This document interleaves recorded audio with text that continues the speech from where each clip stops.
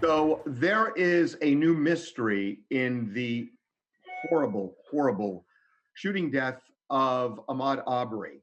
The McMichaels, the two men who are now charged with his murder, as they sit in jail, there is new information about a letter that was left at the shooting scene. Yeah, this mystery note that was left that the GBI, the Georgia Bureau of Investigation, immediately investigated. Now, you may have heard the GBI came out and said they have identified the person who wrote that note. It certainly insinuates there is a witness to the crime. It says, Ahmaud, I am so sorry. I should have stopped them.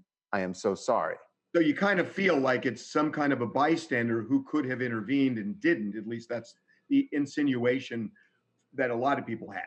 Right, and the GBI said that that they had identified the person and that they don't have anything to do with the case, that they were just expressing their condolences. Ahmaud Arbery's family's attorneys say not so fast, because they have some information that they have now shared with police, information about that note, and that information could possibly connect the author of the note to the McMichaels. At least that is the information that they have gotten so far. Well, what they had an anonymous tipster reach out and say, hey, you may want to look into this note because I recognize that handwriting, and if it's the person I believe it is, they have a direct connection to McMichaels or to the man who was filming the actual video of his death. So they have, like you said, Charles, they've taken it to the GBI. We actually reached out to the GBI after they had taken this new evidence to the GBI, who said, you know, we stand by our statement from earlier in the day. We believe that we found this person and they have nothing to do with it. But like you said, Ahmaud's attorneys aren't ready to throw in the towel on this note quite yet. Well, and Brad, it's one thing for the GBI to say that they stand by their information, but you would hope that they're at least going to look into, contact the person who sent this tip.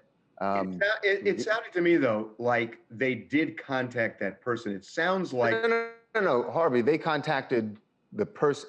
Look, we could be talking about the same person. The person the GBI spoke to could be the same person who sent the tip to Lee Merritt and Ahmaud Arbery's family attorneys. How did GBI figure out who they say wrote the note? Well, they haven't said that. And in fact, Lee Merritt told us that GBI has not informed them who the person is. So look, Lee Merritt's tip could be the same person that GBI spoke to, or it could be a different person. You would just hope that police will leave no stone unturned here. And although, like you said, Brad, I'm sure they stand by the information they've released, but there could be more information that could, and possibly the person who contacted Lee Merritt might have some more information that would be valuable. But yet GBI is doubling down and saying they're convinced still, right? That's interesting because,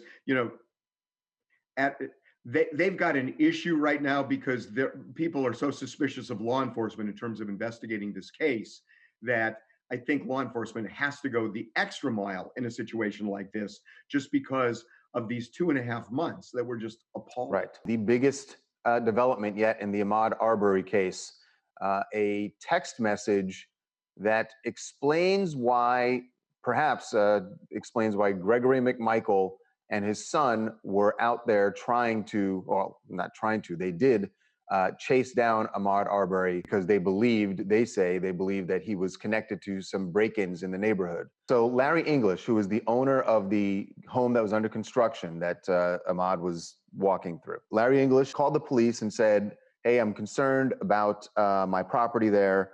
And the police sent this text message. Your neighbor is Greg McMichael. Greg is retired law enforcement and also a retired investigator from the DA's office. He said, please call him day or night when you get action on your camera, and then gave his number.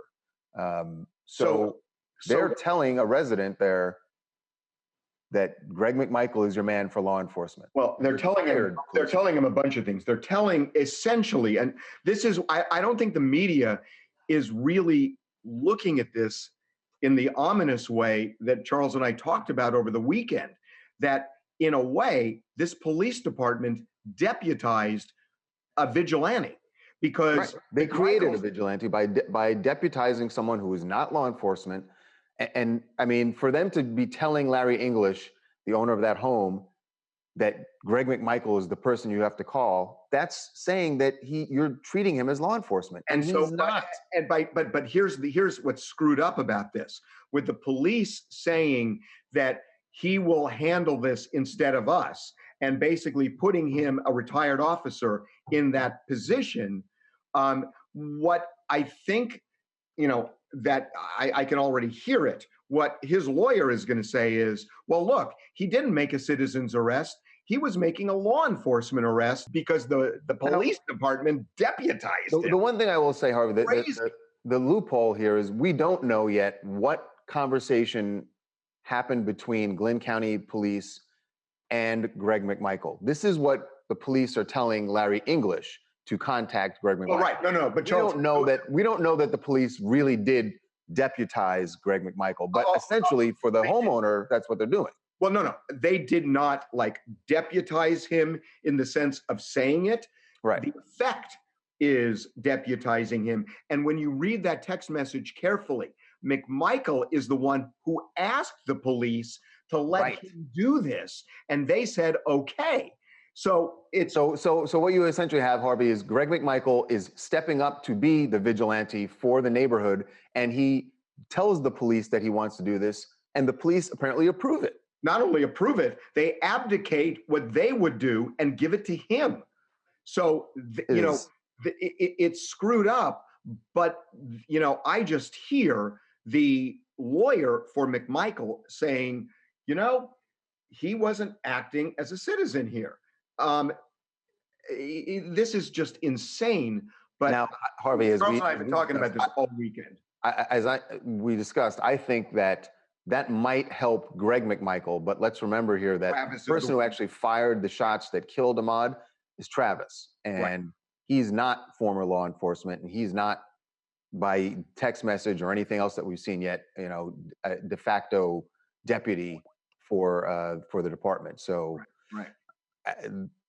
But that is shocking that they would, like you say, abdicate their responsibility to a citizen. This video is really gripping video of Ahmaud Arbery from 2017, a run-in with police in Glynn County, Georgia, which is where he lives, and it says a lot. It does say a lot to talk about. It does say a lot. We're going to get into what it says, but the situation was Ahmaud was parked in his car in a park in Brunswick, Georgia, and the police decided that they needed to check him out for some reason. Again, we'll get into that. But once they got him out of the car, they wanted some ID, and he provided the ID, and then they wanted to search his car. So we're gonna play this for you. The one thing we want you to really notice: they try tasing him. Look at where his hands are when they try tasing him. So we're going to get into this, but here's the video. Why am I with you? Yo, you want to know why I'm with you? Why? Keep your hand in your pocket. I ain't got on me. What me for? I'll tell you why I'm here, man. Why? I'll tell you why I'm here. Because this area is known for drug activity. Drug? How the I'm drug attack when I work at Blue Beacon? Back up. Check my back up. Talking about. You want back? Go ahead, bro. You can't go in my car. You're not allowing me to search your car? You can't go in my I'm not asking you. Buddy. Just don't reach the car, man. Get your hand out of your pocket. Hands out of your pocket. Hand out of your pocket. Down. Let me know. Warning, down. Stay on the ground. Just stay on the ground, okay? Keep your hands out. No, keep your hands out. I've already checked for weapons. Okay. So that sound you were hearing, that clicking sound was the taser firing. The officer was attempting to fire. It malfunctioned. Otherwise, he would have been tased. He had his hands up at his side the air when they started tasing, and then he kept doing it. Now watch his hands. He said, "Okay, put your hands up." He puts his hands up, and now the guy starts firing, and he keeps firing. And get on the ground. Why is he doing this? Yeah. Now you heard, and you even heard the other officer say, "Hey, I've already checked him for weapons," and that happened earlier in the stop. He actually frisked him, patted him down, found he had nothing on him. So, why he was so furiously firing the taser there, thank God it didn't work. He obviously didn't even think to kind of consult with his partner to see what steps had already been taken, because had that have been an active taser, or God forbid that not have even been a taser and been, the guns that the police do carry down there, this would have been, you know, an incident of possibly Ahmaud's life being taken earlier than what it was taken, all because for no reason, because he'd already been searched. There was no weapons, as you mentioned. And then another thing too that you want to point out here is the fact that he followed their orders. I mean, yes, he's trying to defend himself. He's upset. You're messing with me. But this officer even admits later on in the video that he had no clue that Ahmaud was already searched for weapons. You got to look at this video and you got to say the cops are saying, oh, this is an area known for drug activity. Well, that doesn't mean everybody who goes to that park is involved in drug activity. And he said he even worked right around there. But when you're a young black male, that's exactly what happens. And that right there is the issue. And I don't know if this can be used in the case that, you know, Ahmaud's family has happening right here, right now. But this is a very bad example of how the police department down there, they learn that just because you're black, it doesn't instantly make you a drug dealer, a criminal, or someone who you should fear. The level of fear is well placed. When you look at this guy getting tased, when his hands are up, when they're putting him on the ground after they've searched him. I mean, this is not new before, you know, hands up, don't shoot. That's the bottom message of that whole movement. Like, yeah, hands up or not, you're still presented as a threat just because of your skin color. Lauren, you touched on something, which is the reason we posted this video, and the reason we want to talk about it now is what is its relevance to the case right now? Could there be relevance to the case right now? I think that this could definitely show how the police department down there is not prepared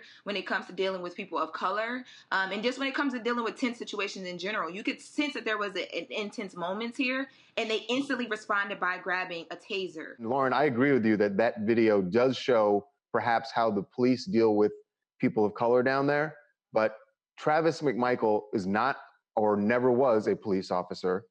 Now, Gregory McMichael was. Now, well, that's Charles, where it can I jump in, Charles? Because the rub on this is, as far as I'm concerned, this police department deputized McMichael by telling that homeowner, hey, he came to us and said, hey, I'll help you out here. So you call him when your doorbell goes off. So I think what they've done is they have kind of bootstrapped him into the same position they're in. And that's why I think this video is relevant, because the video is showing the way they treat African-American men in that city.